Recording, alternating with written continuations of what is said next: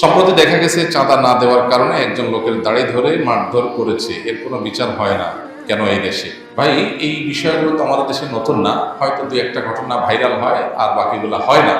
আমরা যে ঘটনা দেখেছি সারা দেশে মানুষ, যে মানিকগঞ্জে একজনের দাড়ি ধরে তাকে মারধর করা হয়েছে চাঁদা না দেওয়ার কারণে, মিডিয়ার মারফত যেটা আমরা জানতে পেরেছি।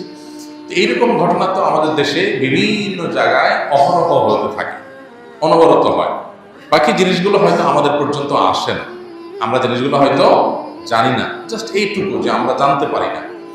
এগুলো কেন হয়? এগুলো এই জন্য হয় যে এগুলো বিচারের মুখোমুখি করা হয় না, এগুলোর উপযুক্ত বিচার হয় না। এই জন্যই হয়, কোনো অপরাধের যখন বিচার সঠিকভাবে না হয়, সে অপরাধ বারবার মানুষ করতে থাকে, বারবার হতে থাকে।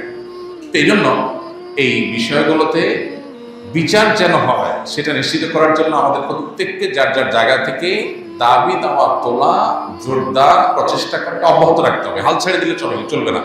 বিচার তো হয় না, তাহলে আর চেয়ে লাভ নেই।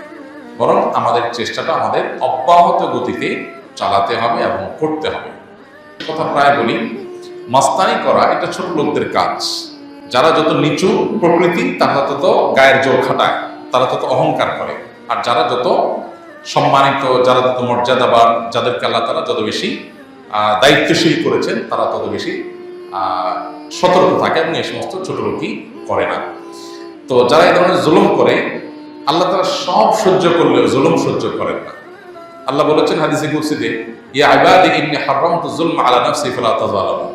হে আমার বান্দারা, জুলুম আমি নিজের জন্য নিজে হারাম করেছি, অতএব তোমরা একে অন্যের প্রতি জুলুম করবে না। এই বিষয়ে আল্লাহ তাআলা সতর্ক করেছেন। বিধান যারা এই ধরনের কর্মকাণ্ডে জড়িত তারা যেন আল্লাহর কাছে তওবা করে ফিরে আসে। আল্লাহ আমাদের সবাইকে এই ধরনের জুলুমের কাছ থেকে বেঁচে থাকার তৌফিক দান।